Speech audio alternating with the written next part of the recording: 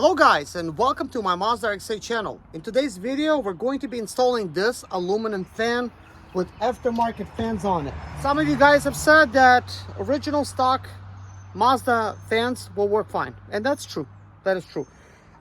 These fans are particularly designed to go on this type of aluminum fan shroud, and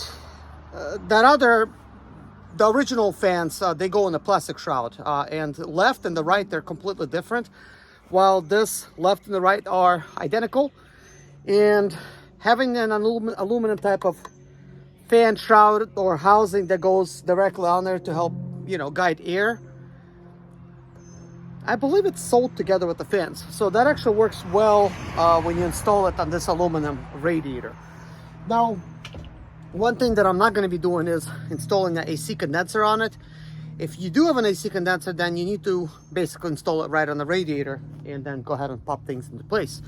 You might be wondering, why am I not installing the AC condenser? Well, I have deleted my AC condenser compressor and all of its hoses to save weight, and also have removed the belt that's on the right, and also have deleted the vacuum pump and vacuum pump check valve, and I'll be deleting some additional stuff that I don't need for weight savings and just not needed as a track car. This particular Mazda RX-8 and my green Mazda RX-8, both of these are my track cars. Now, the most desirable Mazda RX-8 would be the stick shift. So this happens to be a 4-port 6-speed manual, 4-port engine, 6-speed manual transmission. Obviously, the most desirable out of Mazda RX-8. You could basically control everything about it, I guess, like when you're shifting, save the manuals, right? So, anyways, for some of you guys, maybe you have an automatic. That is fine. I have nothing against automatics, and that is my green automatic. I'd say, look, automatic is still fine, but that is the difference between automatic and the stick shift. Is not that one is worse than the other, but for some reason they decided to put a 2-port versus a 4-port engine on an automatic, out of all things. And what you get with that, I don't know. Maybe it's going to be a little bit more fuel efficient. I don't know. But one thing's for sure, it is a little slower than the stick shift. But it's a chill type of vehicle. Inside, you got this beautiful luxury that surrounds you. It feels like a Lexus on the inside. Mazdas have been doing really well when it comes to luxury cars, and these are from 20 years ago. So imagine what they're looking like now. But of course, you're not just going to go out there and buy yourself a brand new Mazda RX-8. That's just not going to happen.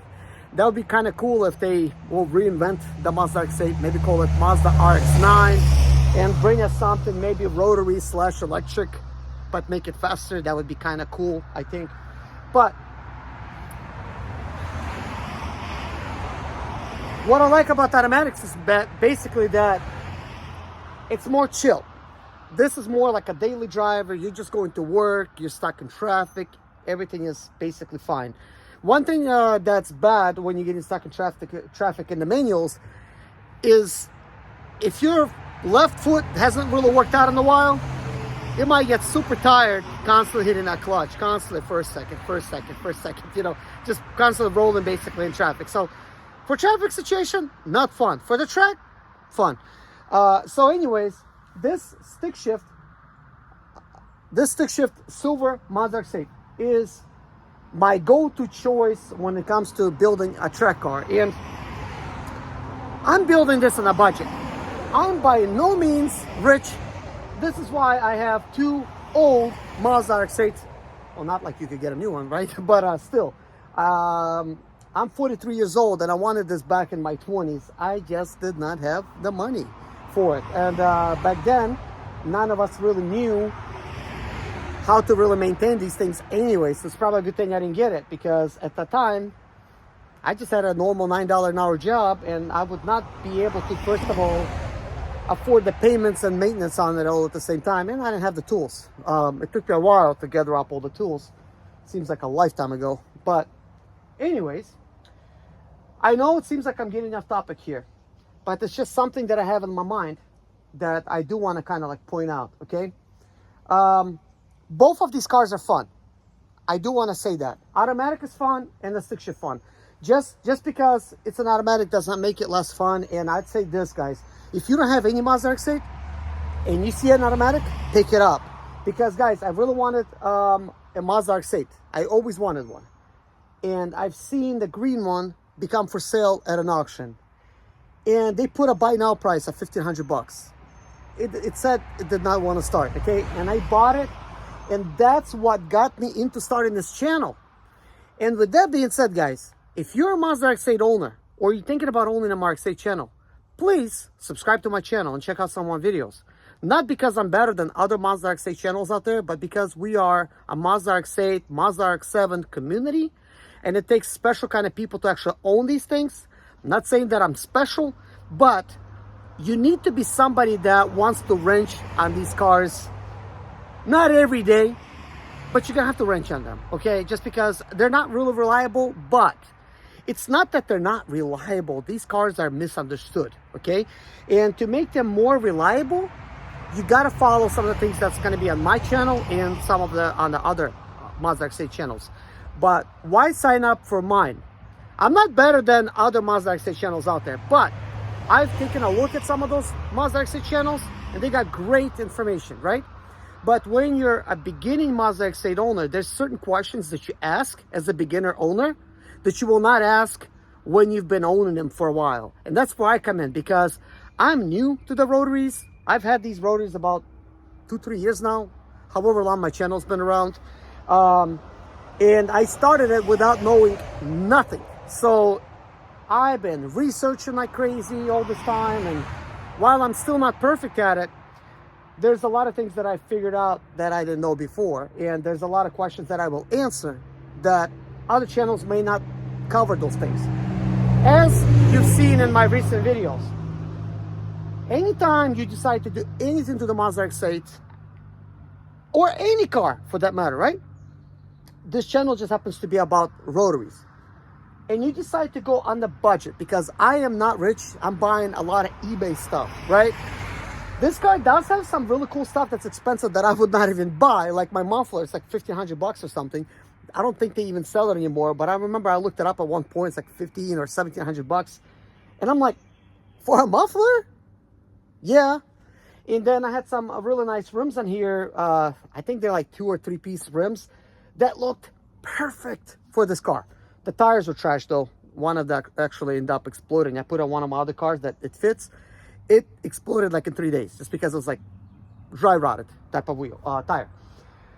But anyways, I'm able to actually fit many different style rims on this type of cars, and I'm actually getting ready to put. Let me show you. Okay, that's a little bit. I'm gonna put those rims instead, and the cool ones that I do have, I'm gonna be putting on it as well. I'll sort of have like a couple different sets. The cool rims that I have, they're deep dishes, and guys, I'm just like excited about the stuff. That's why I'm talking about it like too much, okay? I'm excited to work on it, even though it's a really hot day and I'm just like squinting over here. But those are from Chevy Impala from 2007. The RX-8 is basically 2004, like 2011, okay? But basically, why is that important? Well, I own 35 cars, and out of all the different cars that I have, some of them are parts cars. Sure, they have nothing to do with the Mazda RX-8, but recently I was like, look, I don't want to be spending money right now on tires for those rims. Sure, I will at some point, but there's a lot of other stuff I gotta buy for this Mazda RX-8, and I already have bought a lot of stuff on eBay. Even though I'm buying it cheap, it's costing me quite a bit because everything just adds up. So on a budget, I'm just setting this up as a track car, and I'm running into different type of situations. Like, well, first of all, I had bad tires on those rims. I'm thinking, rims are nice, I need tires, what can I do? I started fitting various different wheels, and I discovered that Nissan Maxima wheels will fit on here. I have a 2007 Nissan Maxima, 2007 Impala. Those wheels will... So as I've been doing in my previous videos, I've been basically showing you guys how I'm installing it, and then talking about how to install the kind of like a procedure, because the removal may be a little different than from the installation itself. So here we have the radiator, it's in place. It's technically not installed, it's just in place. And what we must do now is go ahead and take a look exactly what I did. That way you know exactly what it takes. So you see these mounting points. Let me zoom out a little bit underneath the car. First, I just put one single bolt. Don't even tighten it up all the way. Leave this one out. That way it could wiggle, so you could find a place. Same thing for this one. One little bolt, just very little bit in there, but it doesn't fall out, and this one out. And then you're gonna need to go out and place the radiator. Like right now, you could see I may need to bend. I didn't even see that. That leg is bent a little bit too far. So I'm gonna actually have to bend that leg back a little bit, or get the radiator back into that spot. We'll figure it out. But I'm going to have to, well, now that the radiator is inside, before you even install this portion, you have to aim this top one to the top section and go ahead and kind of like put it in place. Then you will need to align the legs. And once you actually align the legs and they're good, kind of like where you want, go ahead and install the other bolts. Do not force anything. Make sure that they're just, you know, they're going in hand tight first. If they are, go ahead and get these things tight and in there. So that's the rubber legs that go, you know, through the radiator itself.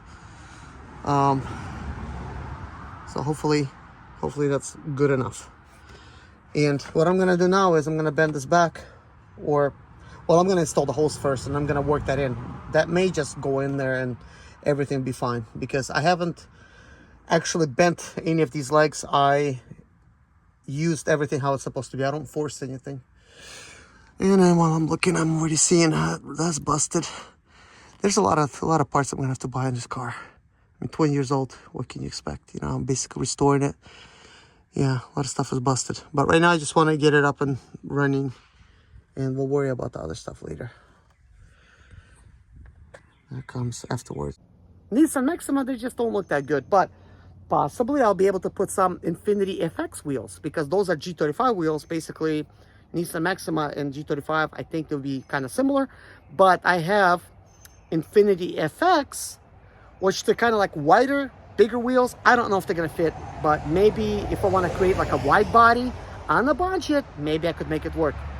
But with that out of the way, guys, okay guys, I do want to show you that everything has fallen into its place now.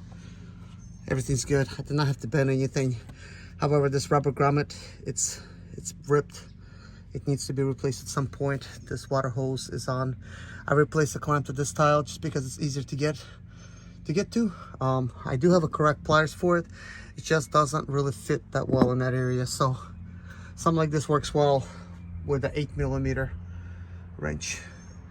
Now I need to figure out these mounts right here, those points. I'm gonna work on that now. Now I'm going to show you how to mount the top of the radiator. As you can see right now, you can't really lift it anymore because I got some metal plates in there, but I used custom long screws from the Mazda RX-8 from this area that I removed because I don't have vacuum pump anymore, or vacuum pump check valve. So I decided to just reuse those bolts here. So as you can see, this is right hand. This goes on the right side, and that goes on the left side. Now, typically, it would be kind of hard to remember sometimes if you haven't installed things in a while, after you remove them, how things really go, okay? Keep in mind, this is eBay radiator. Things are quite gonna line up how you want them to, okay? So, this little hook should be going here, and this is the area you have to put sort of like your bolt through. Same thing on that side, so you know that this is a proper way to install it. But here's the thing, as you can see, we have a problem here. So these bolts, they don't quite line up because this is an aftermarket radiator. So is that a problem? Not really. Simply drill a hole through there, and then put a self-tapping screw through there. I mean, that will work just fine. I mean, some people would probably even use zip ties. That would probably work but we're not using zip ties. But what I want to do is I'm going to take a mallet to it. I'm just going to flatten it up a little bit just in these areas. I mean, it's not really necessary, but yeah, probably just do that. Look, they look nice. They look nice. They look a little bit like cool. Wow, I got some unexpected results. So, check it out. By me bending this into place, getting a little closer, that actually lined up the hole. It's like, wow. This one, however, did not. And that's because these mounting points, they're welded in a different spot. I don't want to really beat on them too much because, you know, they're aluminum, that might break off, and we don't want that. But I will try to install that one. This is the self-tapping bolts. Well, self-tapping, I guess, bolts, right? Sort of like a screw bolt. But anyways, that's what I'm using. It's a 3/8 hex. Then I have the 3/8 attachment right there, which is installed in this cobalt self-tapping type of tool. I did use this drill bit just to kind of get things started. Drill bit size that I used, 11/64. And guys, it worked too well. And I'm like really happy about this. So first of all, that right there, this bolt right here, when I took a hammer to it and I flattened it a little bit, it went perfectly in here and aligned. This was like no trouble at all. And even that little metal place, you know, it went in, okay? However, on this side, you could tell this is a self-tapping screw bolt that I used. That's a little metal thing. It looks like it's basically going into original place, but it's about like, man, like 3/8 off. Because that metal, aluminum piece, it's welded a little bit too far, but it's okay because these brackets, they have plenty of room. The most important thing is install this bracket where it's supposed to go, install that bracket where it's supposed to go. Also, I did not use original rubber grommets. I do have them. I decided not to use them because one of them is broken, one of them is not. So I used the same system. I use very long bolt from here. I mean, we got this long piece, I don't know why, but it's here. And all I did is drilled ever so slightly. As a matter of fact, that drill bit was working like a piece of crap. And I just sort of got it started. Just got like a little, like 1/16 hole in there, and self-tapping worked wonderful. It's just like, went right in. It's amazing. I mean, I'm like really happy with that. Like now it's like nice and solid. Like I have like nothing to worry about. I'm not worried about any rubbing here. The only rubbing that I'm worried about is way kind of like at the beginning of the radiator with this original bracket, like right there. That may potentially rub through. I mean, I don't like it. I don't know if I need to take a chisel to it, but over here we have plenty of clearance, but over here, not so much. Not too happy about it. I mean, maybe I could just get this bolt slightly loose and put a screwdriver in there or something and then tap it in here. I might do that. One thing that you don't want is radiator to be rubbing up against any type of metal.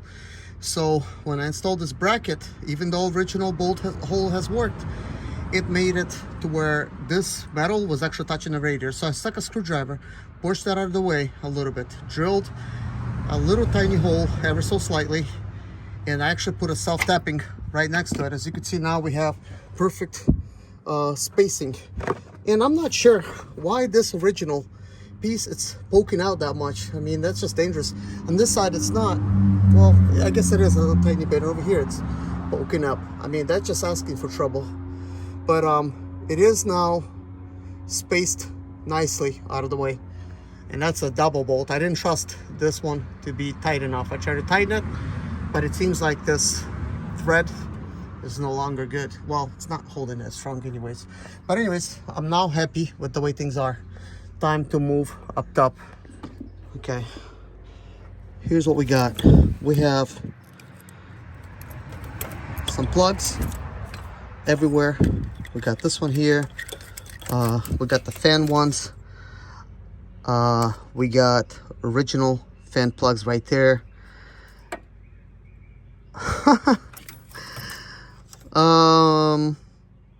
It looks like I'm gonna have to rewire it over here for the fans to work. Interesting, because that's not how it's supposed to be. I mean, this looks like a fan one, and I guess that's a fan. Okay, interesting. Yeah, so it looks like I marked these right here, so you could see I got that plug.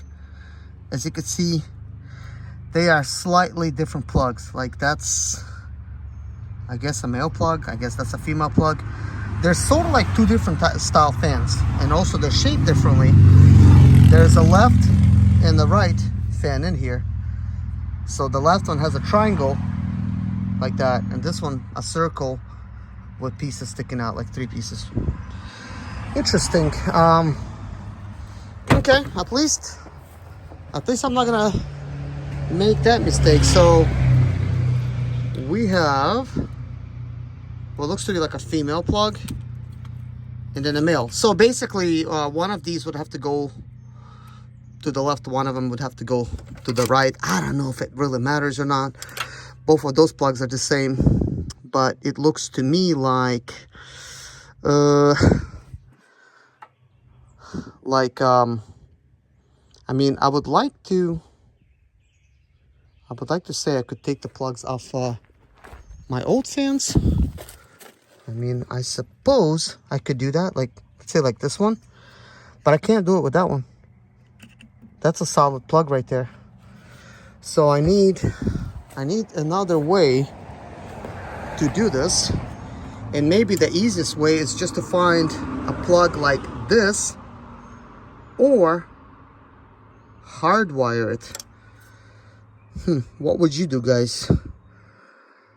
But anyways, it's not important right now as far as where the wiring goes. I still have a lot of work over here. We have the power steering plugs right there. We have all that stuff.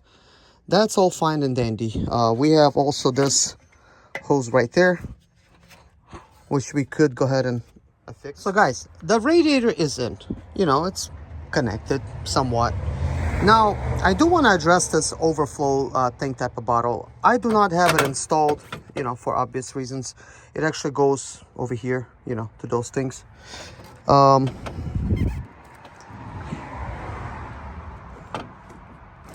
like trying to see. Yeah, there's still room. I mean, it's kind of tight. There's that pipe right there that goes along, and that's a little tight, but it does go here, okay? But here's the thing, guys. I don't want to use an original overflow tank because these things fail, and if you're on a track and it fails, well, you're gonna lose your water and stuff, and it's gonna, you know, it's gonna be pretty bad to say the least, okay? So we got to figure this out. Like, how can I install something like this? Now, I bought this, I don't know, 35 bucks maybe on eBay, maybe 25 bucks. I can't remember. But it only has this here. It did came with some more nozzles. I don't know where they're at right now, but it did come with a kit. I'm sure I have them all over here somewhere. So it came with something like this that you could screw on. Okay. Now I'm kind of wondering, okay, what should I do here? I'm kind of wondering. I'm not like an expert when it comes to all this. So what would you do if you're in a situation, if you just had one of those hoses coming out, just like one, right? What would you do? And then you have one towards the top. So let me explain kind of like what this is based on what I know, okay? So you have this little one. This is where that little, usually like that little runoff tube is located. Just runs off. Too much pressure builds up, it just runs off, okay? So that little pipe, that goes into here, okay? And that pipe, I mean, let's now, wow, it's it's quite tight in there. I just want you to be able to see what's going on. So this hose connects to this little pipe, okay? And that hose connects to that. So, I mean, all in all, if you kind of look at it, this and this, they're kind of close. They are kind of close. So you have this sort of like running into the radiator, like as you're filling it up, it's running into the radiator. As you fill it up, that's running into the engine, okay? That's well and good. But what if I do this? Put some kind of splitter on here where one will lead to the engine runoff, one will lead to the actual, you know, to the actual, you know, to the radiator, right there, to that plug. So one will go there, one will go elsewhere. This will basically do two things. As I'm filling this bottle up, it's filling up my engine through that, and it's filling up my radiator. So I could put a splitter on here. At least I think I can. I would have to find something that would fit first. As far as this little one, so this causes extra water, I guess, from an engine, like as it circulates. Maybe it's a breather. It just then goes back into the bottle. It's kind of close to that one. What if I also put a splitter?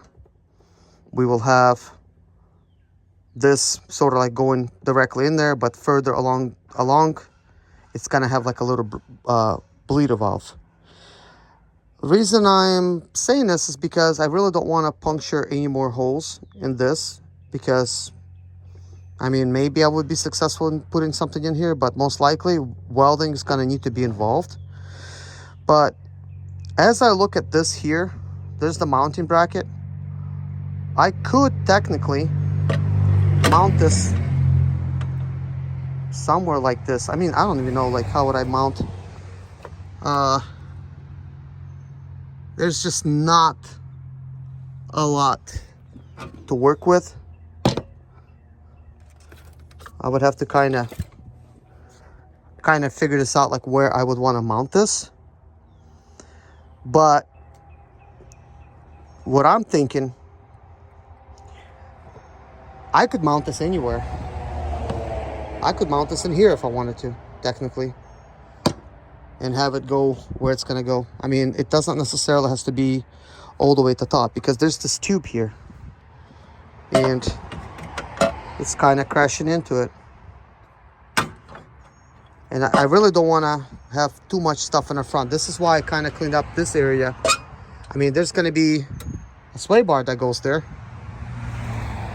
But what I could end up doing is I could remove this bracket, install this through there, through the bracket. But then it's going to be probably impossible to install the bracket if I do that.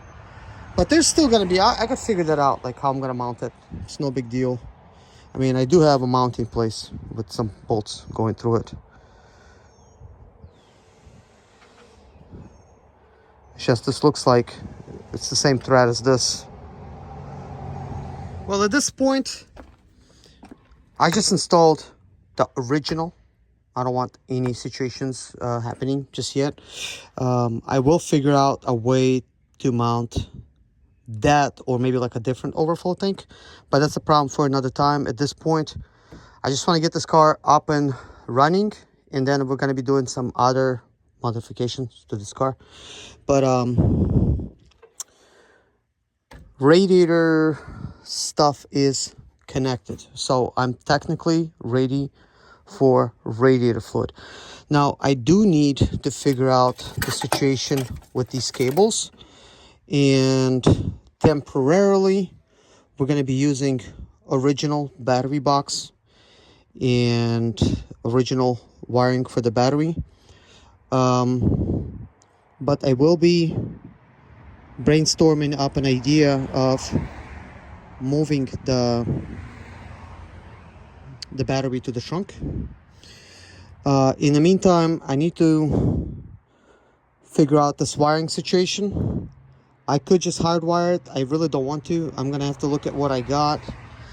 I may have to just find 2 identical plugs from any other car that I could use, that I could just chop off and use it in place of those, because that's going to be a lot easier for me to do. And basically original Mazda RX-8s, I will just cut them off and save them. You never know if I need those. So I think that's next, the wiring situation. I got to figure that out. In the meantime, everything's good. Like, all of this stuff is tight. Technically, I'm ready to start putting radiator fluid, which I will. I'm gonna go ahead and start doing that now. Okay, let's get some fluid in there.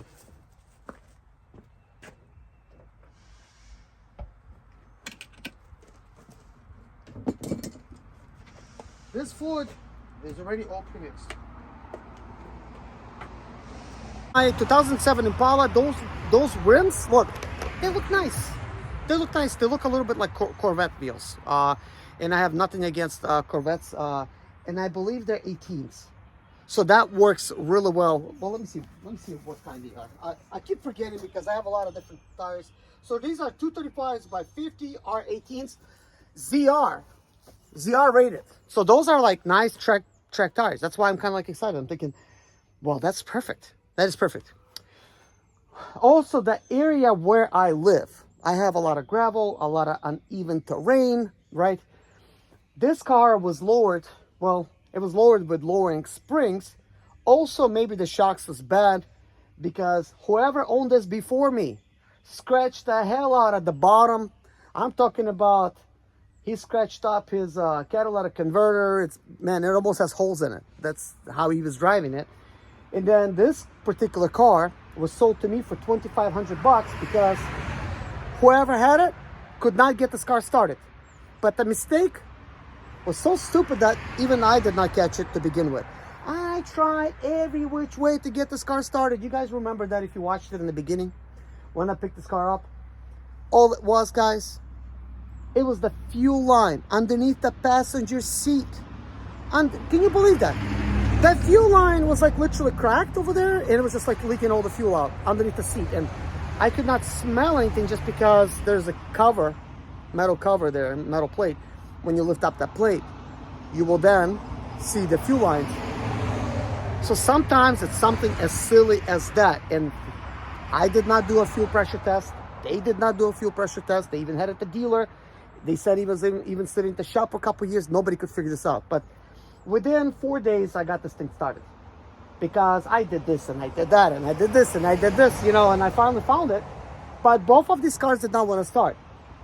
But guys, I am super stoked in having 2 Mazda RX-8s. I'm able to see what is the differences and stuff like that. And I'm able to plan, how do I really want to use these things? And I would like to daily drive one of these cars. I don't have a job that I go to, but this is more going to be like just daily. You know, go to the restaurant, go to the fitness center, you know, just go on errands and stuff like that. My job is I use a different type of car. If I could even call it a job, because it's really not a job, I occasionally, that's more like regular. If I got to make some quick buck, I go and I work Lyft. I just drive people around.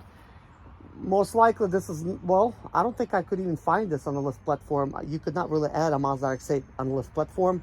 It just would not be convenient to really do that anyways. And why would you want to? It's not even that fuel efficient. Plus, expensive to maintain. So this more like, could be like good, like a weekend car, or like just even go to work, you know. But either way, when I was driving the green one, and I have some videos of me driving it, and I have really appreciated the beautiful leather interior on the inside. I appreciated having pedal shifters on my steering wheel. It was cool. I wasn't using it every day, but it was like so cool. There's pedal shifters in the back. There's some in the front. Kind of cool. Kind of like Porsche vibes. But kind of like Ferrari Formula One vibes, you know. So when I found this stick shift one, I was excited too, because I'm thinking, okay, very high choice though, but I'm thinking I could turn this into a track car. And I know I talked about this before, but I keep going back and forth and thinking different things. But I'm thinking, look, Mazda was using a rotary at Le Mans. 24 hours of Le Mans. They were using a rotary car. That's what they were using. So it must have been good enough for them. They were using it back in the 90s, I guess 90s, you know, at some point. I forgot. I watched the whole history, but I forgot the actual years. It doesn't matter, but they use a rotary. And there's, I guess, something to learn from rotary back then. But rotaries, they sound so cool. Engines are so smooth. It's so smooth that I was driving this stick shift Mazda RX-8. I mean, I drove it around just up and down the street because, you know, testing and stuff. I did not even notice engine vibrating because they really just so smooth. I did not notice a bad motor mount. That's how smooth they are. And in a regular gas car, the way they vibrate, you're definitely gonna get some vibrations and rattling. This wasn't doing that, so quite amazing. But anyways, what I wanna say about this car has no AC. As I said in the beginning, no AC condenser. There's no AC in this car. I took it out. I took all the extra AC lines and no AC compressor. Basically, I want this car to weigh a lot less. Obviously, it's gonna be better for the track if it weighs less, okay? And on the track, they don't really, depending on what type of class you wanna go in, okay? And I'm gonna start at autocross and move myself up to like full-fledged track and maybe do some drag racing with similar type of cars. But if you wanna take it seriously, you gotta make the car lose some weight. You gotta put a roll cage in it. You gotta get rid of all of the safety systems original from the factory, like airbags and stuff. All of those things weigh a lot. So if you remove all of those things, maybe you could shave a whole second off the time of this car. So right now, according to Google, these things are 6.50 to 60, and some of them like 6.3. So if you could get it down to 5.50 to 60, even better, you know. So but obviously there's so many cars that's now matching this similar type of even better sometimes for the acceleration. So this one is 6.50 to 60, stick shift. While I had an automatic 2010 BMW with the N54 engine, it had a sport shift. You could just set it in there. You don't have to even shift nothing. 5 Series, 2010, 535i, 6-cylinder, 3.0 inline, 6-cylinder. It was doing 0 to 60 in 5.5 seconds. I tested it with like over 200,000 miles. I think it was like 270,000 miles. It was still doing that. That was an amazing car. It's too bad I got rid of it. It got totaled. Somebody ran into me, and I should have just kept it. I really love that car, but I ended up picking up a BMW X5, and that's what this one is over here, and I'm kind of like working out of it. $1,500. That's all I paid for, but insurance company was gonna have me pay, I think, like $800 to get my crashed BMW, and I kind of figured, look, I could get a clean title BMW from an auction. They don't hold the value that much for cheap. So this was buy now, $1,500 BMW, and that's basically like buy now. Well, this is $2,500, and the other one's $1,500 from an auction. But anyways, guys, what I do want to say is that this BMW X5 does 0 to 60 in 6.5 seconds. So this huge BMW is the same speed as the stick shift Mazda RX-8. That kind of takes the excitement out of the way a little bit, doesn't it?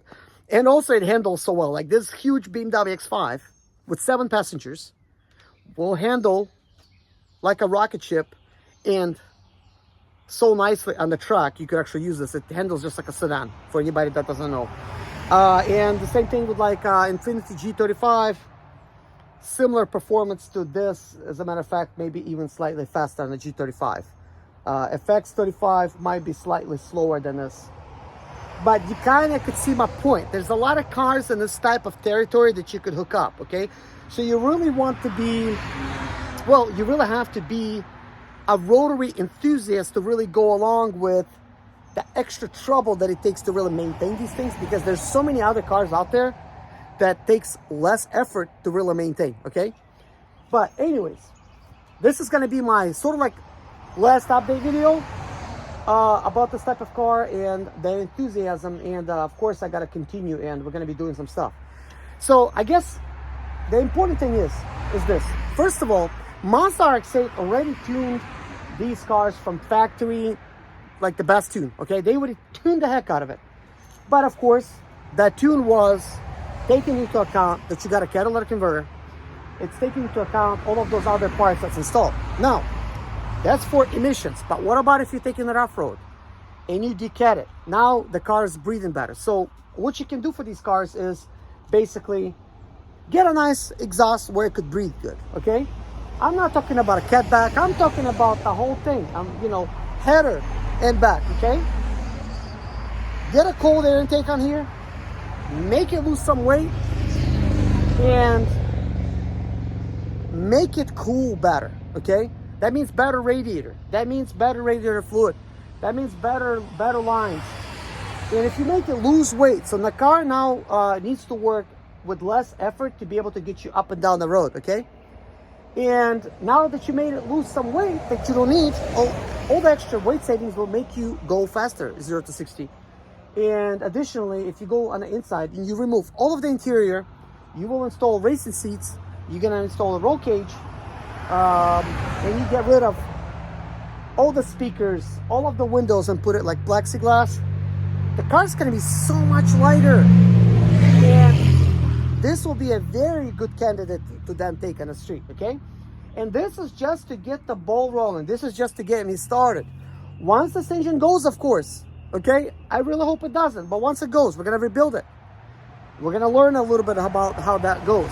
But meanwhile, I'm going to be looking for an RX-7 engine. So my next option is gonna be like a 13B from a 2000, well, not a 2004, from 1994, 1995, you know, Mazda RX-7. It's a very easy swap in. So I'll be able to just take any of those engines, swap it in here, and do everything that's necessary. I might even do some ECU tuning and what have you. At that point, I might be getting rid of the original Mazda RX-8 computer, original Mazda RX-8, you know, like the dashboard and everything. And we're installing AEM, you know, like computer and like all this good stuff, which is going to cost additional money. So in time, that's going to happen. That's basically going to be the history of this Mazda RX-8. And additionally, as I'm racing it up and down, naturally you will discover things about the car that you haven't known before. You will find better ways of tuning it. You're going to find better ways of managing the car. You're going to find out what the car actually needs. And it's sort of like you got to innovate. And as you're innovating, you're creating a better racing car as a result, okay? So that's what I'm going to be doing with this. I'm just going to be having lots of fun at the track. But beginning, it's going to start off with the autocross car. But my green Mazda RX-8, which is an automatic, I'm just going to enjoy it. I'm just going to enjoy the actual beautiful leather interior, AC system. Even in traffic, it's just going to feel like a nice car just to be able to just enjoy it. But it does have a mid-pipe. I did get eBay muffler a while ago for it. It's gonna get an eBay muffler. It still has vacuum pump and a vacuum pump check valve, but I did delete it on this car. But eventually it's going to get everything that this car has, except that's just no weight savings, just a